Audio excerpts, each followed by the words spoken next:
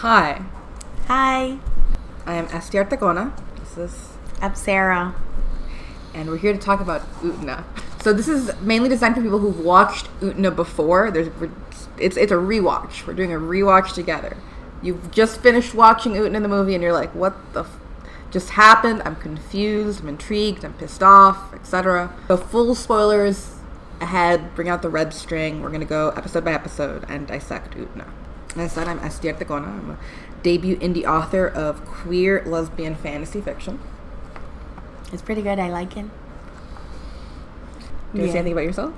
Oh, no. Okay. My name is Sarah. I used to stream on Twitch League of Legends and Dead by Daylight, and now I don't anymore. I'm studying cybersecurity. That's fun, and I'm working full time. And I'm just kind of learning and dabbling in graphic design now, and regarding And video editing. And video editing, for fun. I used to do that from time to time, and it's fun. So that's me. Okay. So quoting from Tumblr user Vile Crocodile, Utena is simultaneously a tribute to and a criticism of traditional shoujo tropes, exploring and condemning the structure of toxic masculinity, gender roles, misogyny, and compulsory heterosexuality. At its core, Utena is about breaking out of cycles of abuse, oppression, and learned helplessness. It's also a love story and a coming-of-age narrative with a cast of well-developed characters, complex relationships, and unflinching look at the horrors that many children endure. I would say well-developed characters is very difficult for me to agree with. They knew you were going to say that. But okay, continue. Let's go into triggers real quick.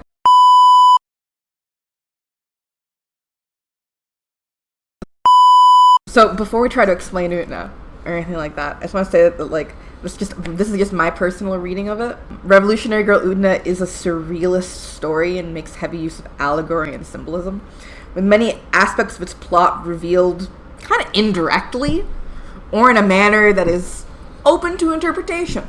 The beautiful thing about surrealism, is what I like about Salvador Dali, is that I can look at a painting and see an egg, and you might see a womb or a flower or a beating heart. Look, I don't claim I'm the only right way. I just have a lot of fun with this. A warning from me is basically you're going to end up having a lot of questions, which I'm sure you already do. And just to let you know, not even we can answer them. You're not going to get any answers to the questions. I had to come to terms with that. All right, I think we can start with the theme song. The theme song. Be Papas. Yes. Don't be anything else. Be Papas. So immediately we have that intense homoeroticism. Yes, they're about to almost kiss, but they don't. Leaning against each other. Okay, the holding the hand, but yet being torn apart. First, I think the homoeroticism and the nudity establishes that despite other things that make it appear so, this is not a for kids story. And also underpin that despite only ever barely making it explicit, this show is a love story. These girls long for each other. You have to have that lens of thwarted passion that should be seen first and foremost. It opens the show. Before the curtains rise later and we hit play, the real visual truth of Utena is this. Utena and Anthe want each other, and the theme song and the opening scroll kind of serves to underscore that. Okay. Why are there flying horses? We don't know. So, and they're not in the show. They are in the show, though. At the end of season 4, Akio and Toga both ride horses. And we know from the Barbie movie that horses equal patriarchy and male power.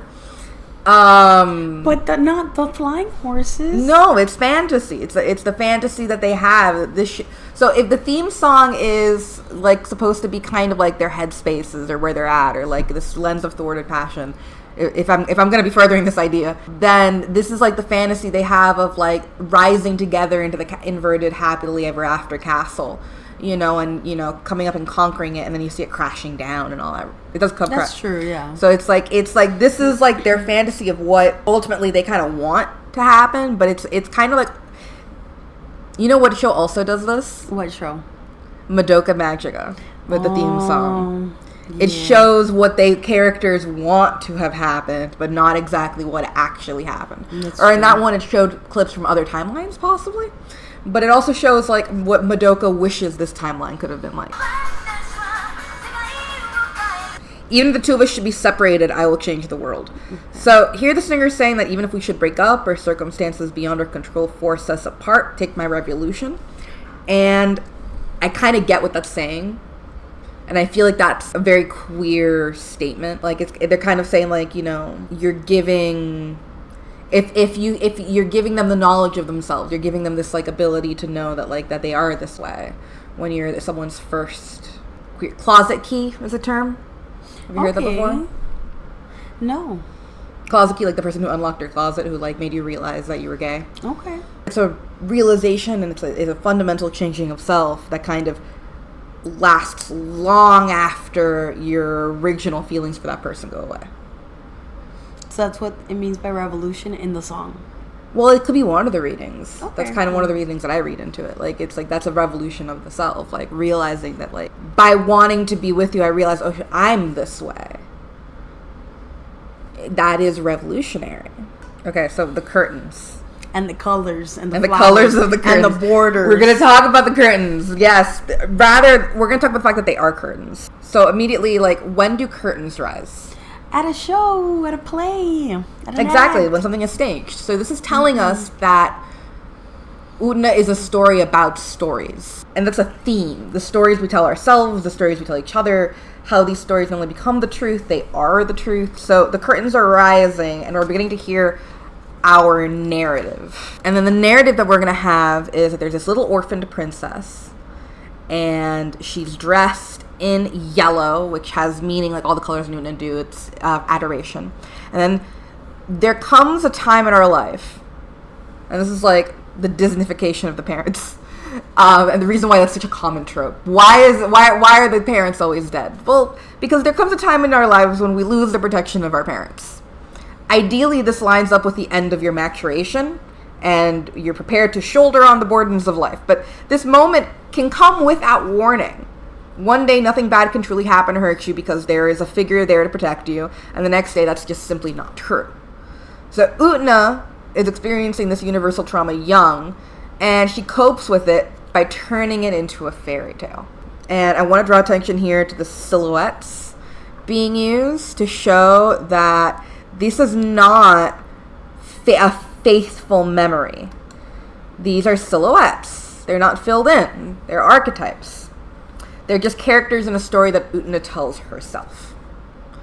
True flashbacks to the past in Utena are rare comparatively to this type of memory. But they do exist. For example, right about now, we get an art style change. When we have a full color flashback, as opposed to the black silhouette of a memory, we can presume that we're seeing as close to objective truth as exists in Utena. So here are the nuggets of truth in Utena's fairy tale to herself. She met a man right when her parents died. He gave her a ring. She misremembers or invents his words of encouragement as to her nobility and strength. And she invents the fable that the ring is an engagement ring, giving her a hope or a dream of future stability. A family, a husband will take care of her. Look at this shot. Okay, it's this one and this one. When the princess waits demurely as the prince rides off, framed by the white roses of benevolent sexism. That's what the white prince roses mean, by the way. It's chauvinism. This is what society wants of her. This is what the prince kind of expects of her. But instead, as many young gender queers do, Utena took as a gender role model the very same figure that society and her own personal narrative told her should be her romantic ideal. Utena cannot distinguish the urge to be like her prince from the urge to be with her prince. They're very interlinked. What do you think the roses mean? You know, that's a good question. Femininity? The female reproductive organ? I mean, that is not... I do think that it means that at certain points in the show. I do absolutely think that the rose is supposed to be a yonic symbol. And it is a yonic symbol. It just is. So yeah, that is definitely one of the meanings. Okay, but there's other meanings. I think there's going to be like tons of meanings for everything here. You know, so there's a lot of sex metaphors in this. Let's continue with episode 1, The Rose Bride. It's the first day of the new semester. What semester of what year is left vague, either by the translators or intentionally. In the original, I can't quite tell. But in the US, middle school doesn't really have freshmen. She reads to me as an 8th grade equivalent. Not that it matters, because time is kind of broken at Otori Academy. Notice the pronoun change in how they talk to her about Utena. Oh yeah, they said your boyfriend, and then Wakapa goes, she's gonna pay. Yes. Well, so Utena is like perceived to be gender fluid? I think in a way, and yes, we'll talk more about. I have more about that in episode 2. The rose is on the school, and then we got the rose bride. Okay. In her little bird The cage. rose again. Okay. The tower, the bush. Very phallic symbols. Yes. The tower has conquered the rose in a way. Or it's built upon it. Is the foundation of everything. Okay. That's very phallic, by the way. I mean, you even got the 2. And then the okay. It's just pointing straight at that. Yeah.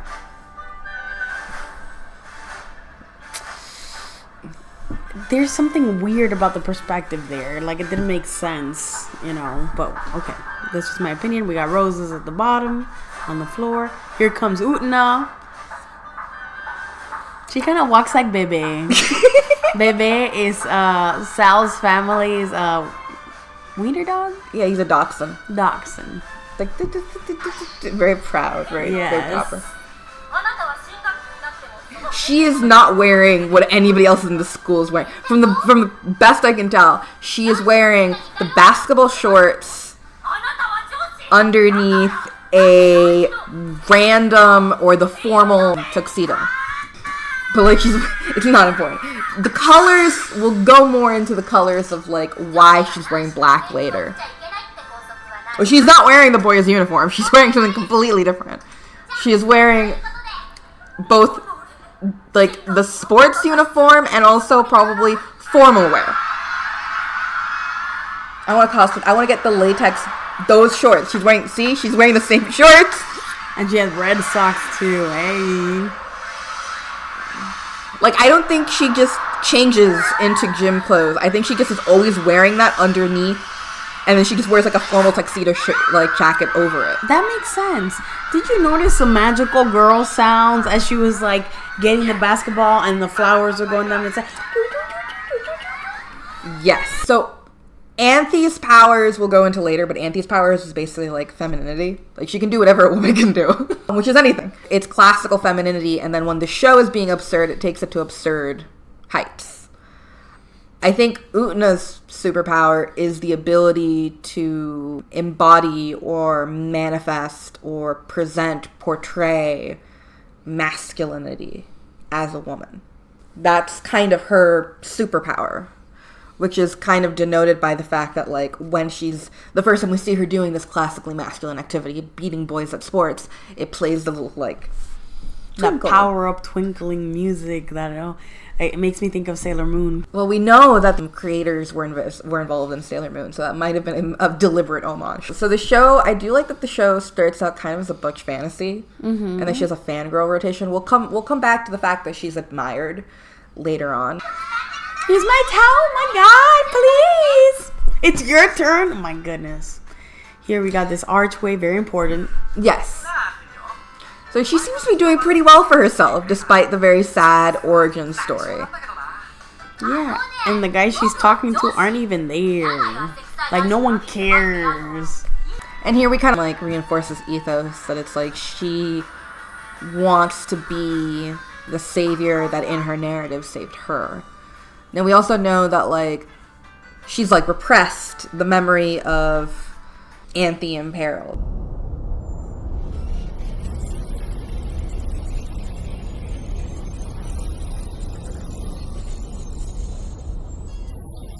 But she saw that, which I take it as like a metaphor for Anthe's violation. she's repressed that memory, but she still has that urge to like want to save and help, even if she doesn't quite remember who she's trying to save. She still has that desire to save. And like right now the show doesn't like tell you that. It's just kind of being like she's a cool she's girl. Cool. And also like she wants to save people the way that she was saved by her prince. Yeah, she's got good values, although she's a terrible friend. But anyways, we can go on to that later. We can go into that because that's the entire other thing about her. The show kind of interrogates like, what do we mean by wanting to save someone though? What does saving someone look like? It's it honestly condemns that idea of being a savior, because when you do that, you condescend to people. You decide for them what's best. You tell them, and it really does critique this idea, like especially in this first season, this first arc. Utena trying to save Anthe she does it by kind of overriding her boundaries and overriding her, not listening to her. Not trying to help her, just telling her how she should be. And Anthe, in her very learned helplessness, is going to just kind of accept it and take it. And is that really good? Present the way that Utena wants her to be presenting. And it's like, I love their relationship, but it's also very toxic. So I wanted to make a note. In this scene, the greenhouse appeared out of nowhere, and Utena apparently has been going to school for a while. This isn't her first day. The teacher's like, are you still going to keep wearing this? And all of a sudden she notices this. There's something that is at play. There's a lot of magical realism. She stops because she smells the roses, because Akio smelled like roses too when she met him. What I like is just as she happens to be glancing out the window, this happens. I don't want to victim blame, but I do want to point out that we know that Utena's already been pre-selected by Akio as the next potential duelist. We can safely assume that beyond her orders to do whatever the winner wants, Anthe has also been instructed to keep moving the duels forward. She can have a preferred champion, but that champion is not allowed to rest on their laurels. They have to keep fighting. Anthe probably was very aware that Utena was watching, checking her out since she was inside the birdcage. She knew exactly what she needed to say to set off Seonji's hair-trigger temper in that moment. Not that this in any way absolves Seonji from having a hair-trigger temper, but Anthe takes a lot of hits in this show. She takes a lot. Then she gets revenge for them. Then she uses that revenge to convince herself she's an evil witch. She deserves to get slapped by people. She does revenge on them, then she uses the fact that she got revenge to fuel her own self-loathing. I really do think that she thinks she's a bad person because she does all these terrible things to people. But then all of those terrible things were with cause. She's trapped in a psychological cycle of self-abuse that helps perpetuate the abuse that others heap onto her. So Seonji's gonna slap Anthe a couple more times in the next couple of episodes, and in retaliation for this, and for probably being the worst, most shit boyfriend imaginable, Anthe set her hopes pretty firmly on Utena winning, and does whatever she needs to prompt Utena into dueling. I'd also like to point out something that I didn't realize until my third viewing.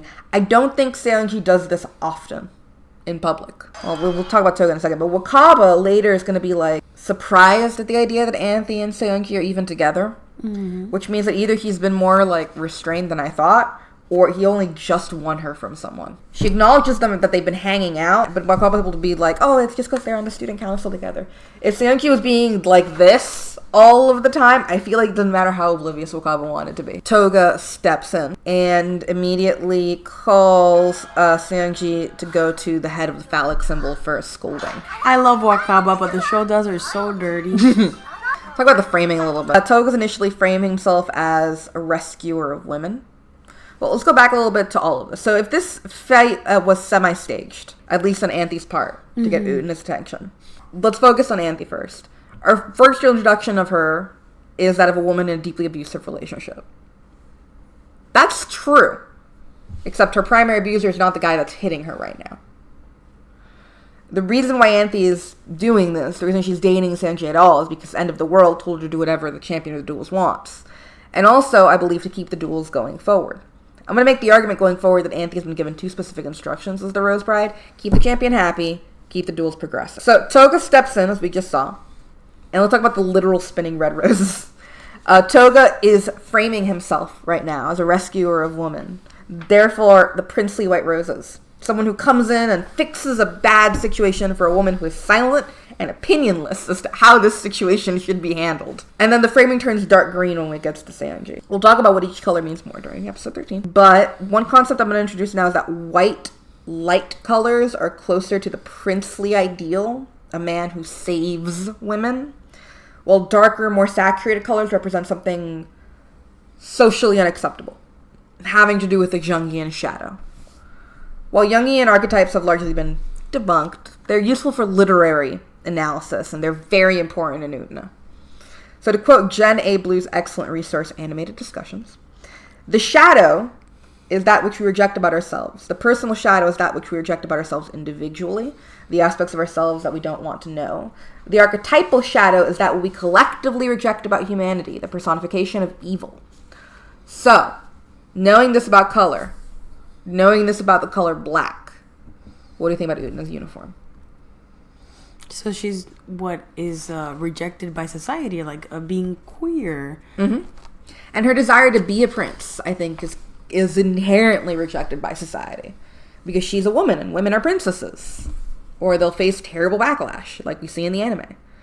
So her tomboyishness is associated with this countercultural antisocial shadow, and then her refusal to wear the regular uniform and getting out of it by rules lawyering is amazing and badass, and also comes from that same root of arrogance.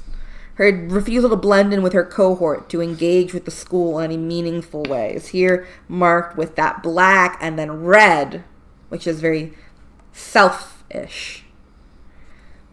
But Otori's a corrupt institution.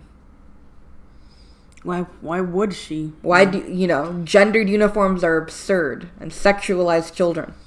So her refusal to not take part in that is great, in my opinion, which shows that something even that seems negative, colors that seem like they have a straight out and out bad, association, can also have a positive aspect. Senshi is an abusive boyfriend, which is socially unacceptable and thus very dark green.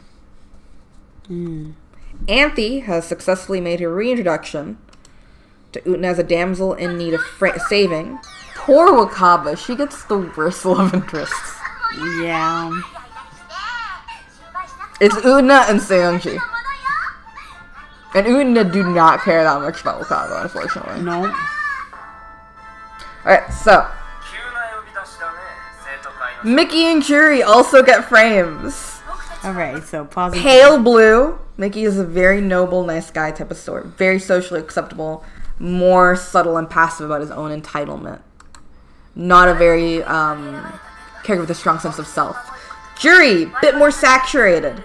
As a powerful woman, Juri is more countercultural and does face backlash from princes because of this, because she is not their princess.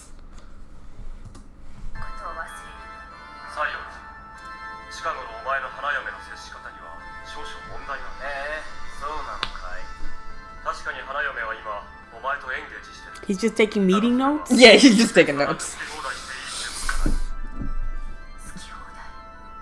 Uh-oh. So, yep, he's sleeping with her. He's sleeping with her? So, I like this cutaway right here. For me, this cutaway implies that Akio is literally peepholing in on their meeting. Ew.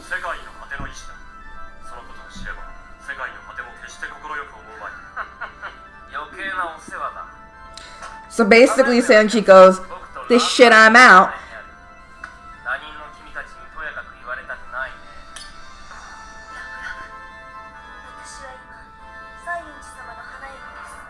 All this stuff is absurd. Yes. She's a middle schooler. He's a high schooler. Yes. No, it's all ridiculous. And she's his bride. They've all been, so like the purpose of this whole ritual is just so that Akio can more effectively prey on them. That's the only reason why this is happening.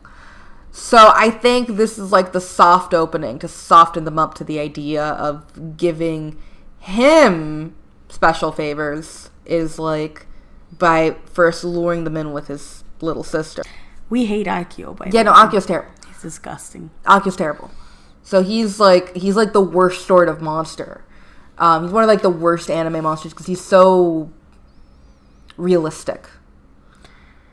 in a weird way. Kind of pathetic. It's disgusting that he's able to do so much, but not by himself, by using his sister. Well, yeah, that's what I'm saying. He steals power from other people, and he uses that to prey on other people's. And he focuses on children and young women because that's the most people who are most vulnerable. We cut to Utena and Wakaba in the grass, where Utena confirms that the opening fable is her fable, and adds the important element. She was so young, she could barely understand what was happening while it was happening. She has unreliable memories of what's happening. And it's followed up immediately by Wakaba saying, like, oh, I used to believe dumb shit when I was a kid, too. Which I think is the show telling us that it's like, yep, these are both equally real. Wakaba's the onion princess, and Utena has a man who gave her an engagement ring. A prince on a white horse who gave her an engagement ring. Though both of those things happened. Yeah. Equal level of, like, validity here. We know the truth of it, though. In Utena, most things have dual meanings. On a fantastical level, she was given this ring because it marks her as a duelist and enables her to open the Rose Gate in the dueling arena. Which all of those things are heavily laden with metaphor, but once you realize the metaphor, you can decode it a bit better. We know the fictional narrative Utena invented herself when she was 6. A prince gave her an engagement ring and promised to love her if she remained noble.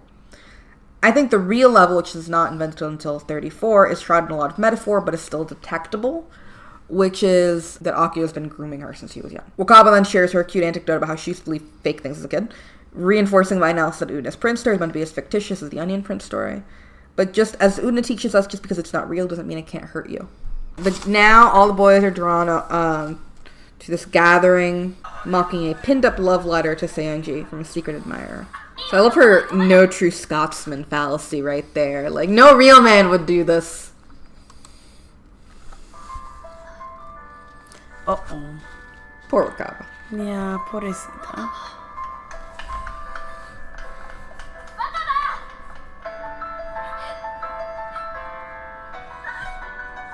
I love the artwork. It's beautiful. And this was all set up by Anthy. Seonji doesn't have anything to do with this. He doesn't have time to do this. Look at him, he's busy. I absolutely agree with that. I really do think that Anthy is the one who did that, and that Seonji's low-key covering for her right now. Or she suggested putting it up. It's too perfect for Seonji to accidentally piss off Utena by accident when we know that she was pre-selected. So the duel is set, and they agree to meet in the Forbidden Bush after class. Dun dun! Oh, here we go. We cut one of the more surreal elements of Revolutionary Girl Utena, and where the show decides to reference itself in a strange little Ouroboros of a shadow play. Usually these shadow plays are connected to the main episode via some moral or thematic link. Here we get a very straightforward warning for once. There are rules in the dueling arena. Utena doesn't know the least of what she's getting herself into. What do you think the shadow girls are? They could be aliens, they could be spirits, they could be they could be in hell. I think they're demons and the Otoris in hell. In the fantastic layer. Just in the real layer, they're just in the school. But yeah, they're just annoying girls that are gossiping. Yeah, that's one layer where that's it. But on the another layer, there are demons in hell. And aren't girls at high school just demons in hell? But within that thick bush, there lies a yonic gate that only opens when it gets really wet.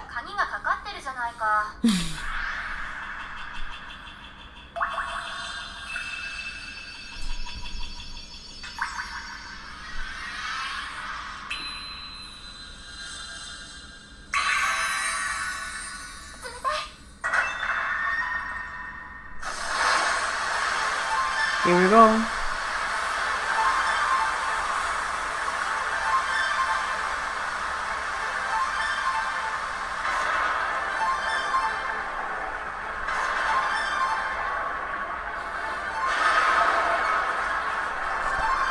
I love the concept of a mechanical gate opening up like that.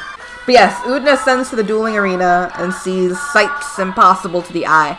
I like the inverted happy ever after castle. It's like the fantasy of like, okay, and then I'll be an adult and everything will be fine. And it's just happily ever after, but it's inverted and hanging above you, like sort of Damascus. Everything is not fine when you're an adult. No, it's a lie. It's a lie we tell children. Seonji knows, though. Interestingly enough, in this moment, at the very least, he manages to call it out accurately as a trick of the light. Why him? Why does he know? How does he know? He's always had a suspicion. I think he has always had a suspicion. Because Akio's patriarchy. Toga and Seonji and Miki are depictions of young boys falling into patriarchy and falling into that kind of alt-right line, like pipeline of like manosphere mentality. That's Akio. That's endgame Akio. But Seonji, for all that he is a very toxic and toxically masculine guy, he beats his girlfriend. He has that glimmer of awareness about the whole thing.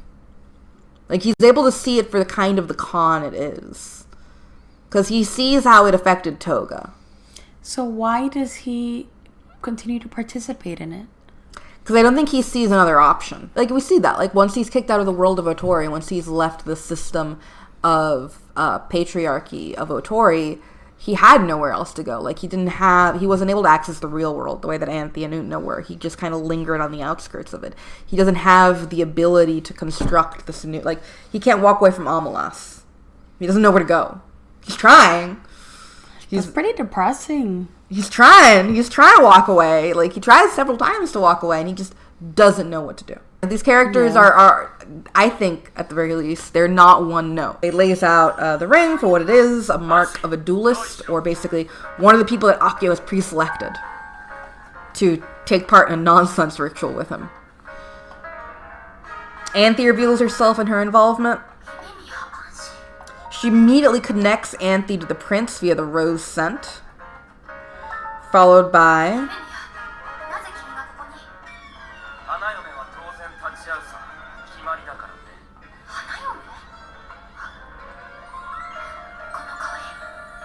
a full color flashback. Terms of the duel are laid out.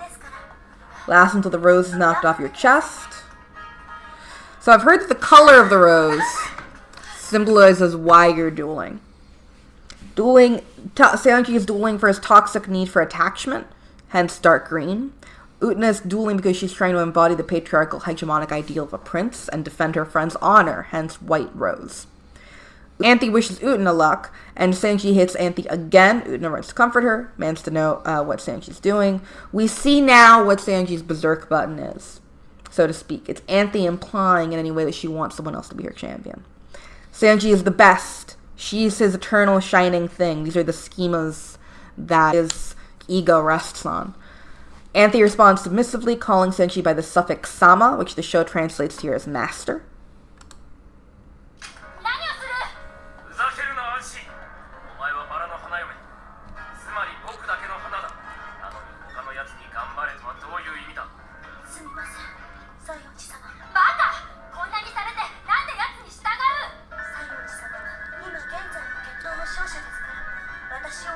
And then Utena asks the question, which the show will spend the rest of its runtime answering: why does Anthe take this treatment? Anthe responds by saying that Seonji is the current champion of the duels, and she has to do whatever he wants of her, explicitly stating one of the two things I think motivate Anthe throughout the entirety of the anime.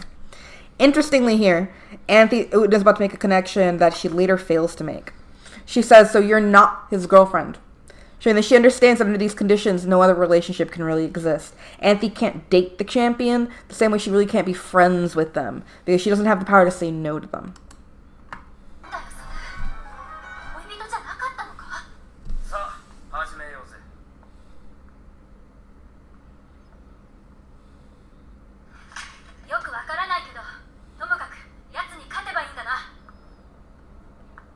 Look at the sheer hope on her face.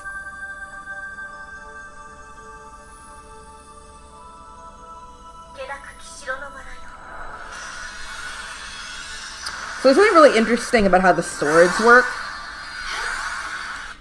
We have how empowering the champion with a powerful phallic symbol involves the submission of the bride, and how Anthe is literally a sheath, which would be a really filthy double entendre in Latin. We're going to go more into the swords and what they symbolize later. The duel begins, and it's going to become immediately clear that Utena is pretty skilled, but She is in over her head because she's working with a wooden sword. I don't even know how she's lasting this long. An actor, eternally metaphorical. Kind of acknowledges her in a way, though. So, she's remembering her prince as she charges. He appears as the memory silhouette, not the full color flashback right now. And it's her own child voice talking. So in my analysis, this is Utena remembering her own fantasy narrative, and that's memory is giving her strength right now. She makes a suicidal dash, scaring Anthy, intimidating Sanji, and manages to strike the rose from his chest.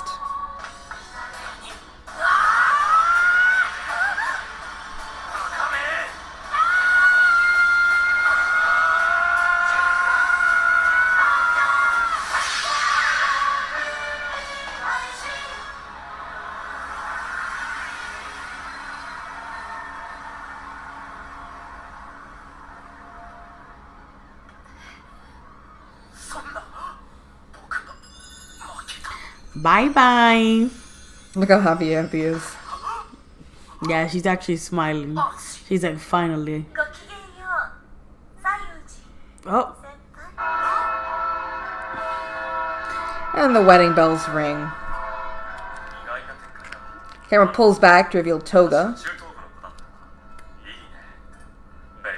Ew! Oh no, he actually said baby. Alright, so let's talk about this. We're so cringy. Yes. Well, so Toga sexualizes minors a lot. The movie reveals that he's also a victim of CSA by his adopted father, which explains why Toga links youth with sexuality and his own hypersexuality as he tries to turn what was imposed on him into a source of personal strength. Toga has no choice but engaging in sex as a child teenager, so instead he seeks agency by crafting a playboy persona, which kind of explains why his character is this way, but it doesn't make it less uncomfortable. And agency is a big deal for many characters, especially Utena and Anthy. Yeah. Cut to Utena going home, remarking on the strangeness of the day, queen of understatement, and deciding to just do her tried and true repress and move on. But Anthy's not about to let that happen. She appears, greets Utena with the suffix sama, which the show earlier translated as master, introduces herself as the Rose Bride, and says that she is now Utena's flower. End of episode. Wow, that was a lot. Mm-hmm. And it's late right now. It's 11:41. Yeah. But yeah, that was it for this week. Buy my book. Like, comment, and subscribe. We'll go more into it next week with For Whom the Rose Smiles.